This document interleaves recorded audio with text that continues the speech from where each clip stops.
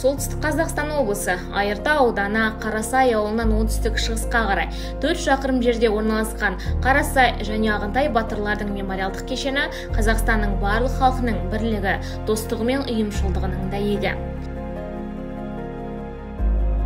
Мына келіп тұрған жерлеріңіз Шапрашты руынан Қарасай батыр бабамыз, Арғын руынан Ағынтай деген батыр бабамыздың екі батырдың жатқан жері.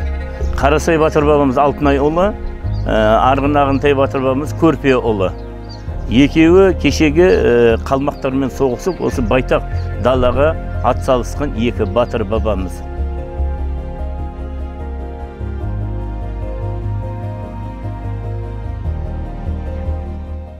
Деректер бойынша 17 ғасырда Есім ханның туастыңда атақты Шапрашты Қарасай батыр мен Арғын Ағынтай батыр осы жерді жаулаушылардан қорғаған. Жоңғарларға қарсы қиын күресте Есім ханның әскерін 18 жасындағы Қарасай басқарды. Ал Арғын Ағынтай оның көмекшісі мен адал досы болған. Бірге жетім батырлар 48 жылдан астам уақыт бойы 200-ден аса қанаушыларға қарсы қанды шайқастарға қатысты. Олар екеуі жерленген жер Құлшынбай төбесі деп аталады. Қарасай батыр бабамыздың осы жерде тағы екі егіз баласы жатыр. Ерекең, Төрекең деген. 73 жасында Қарасай батыр бабамыз Арғын Ағынтайды сағынышпен іздеп келіп, осы жерге келген кезде екі баласы бір мезетте қайтыс болады. Қарасай батыр бабамыздың айтқаны бар, өліп көрген жоқ, одан басқан бәрін көрін десем, әлі көрмеген көп екен ғой деп қайғырып, бел баланың 40-ына жетпей, Қарасай батыр бабамыз қайтыс болады. Ендігі жыл асын бергеннен кейін Арғын Ағынтай батыр бабамыз қайтыс болып, осы жерге жерленеді.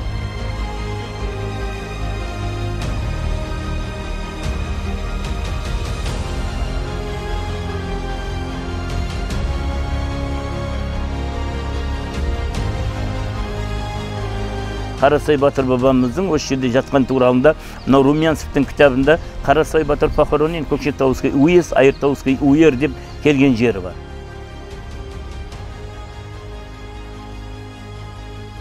Ал енді кешегі Қазбек ұлы Өзбек Тауасар ұлының жаңадегі кітабында менің бабам Қарасай Баян Айыртау мен Баян тауының арасында өзінің досы Көрпе баласы Ағынтаймен бірге жатыр деген кітабында нұсқасы бар.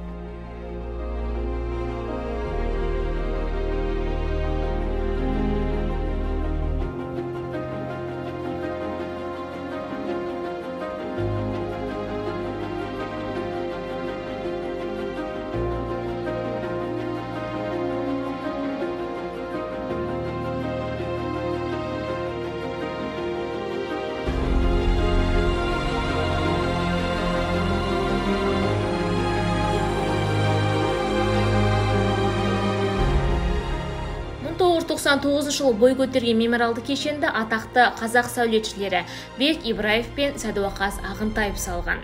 Композициялық тұрғыдан кешен бейнесі бұрынғы түрік қағандардың дәстүрін жалғастырады. Барлық кешен өзінің басты өсімен Меккеге мешіт михрабы шоғырына бағытталған. 1999 жылы бұл кесененің биіктігі 11 метр болу керек еді. Монолит фундаментті құйған кезде бұрынғы ескі өзінің қорғаны болған, сол қорғанның үстіне түскеннен кейін ана тас бос болғаннан кейін ойнап кетеді деп жарты метр үлкейткен кезде мұның шеңбері үлкейіп кетеді, радиусы. Сонымен 11 метр емес, комплекстің биіктігі 16 метрге көтеріліп кетеді.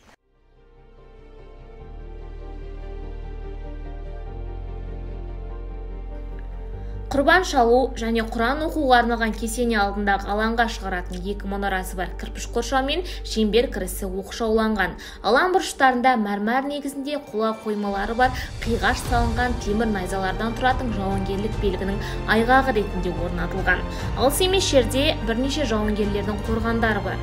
Қазу жұмыстары кезінде осы арада бойы 2 метрге жететін батыр, жанында ауыр салмақты қылыш, шекпен салынған мәйіт табылды.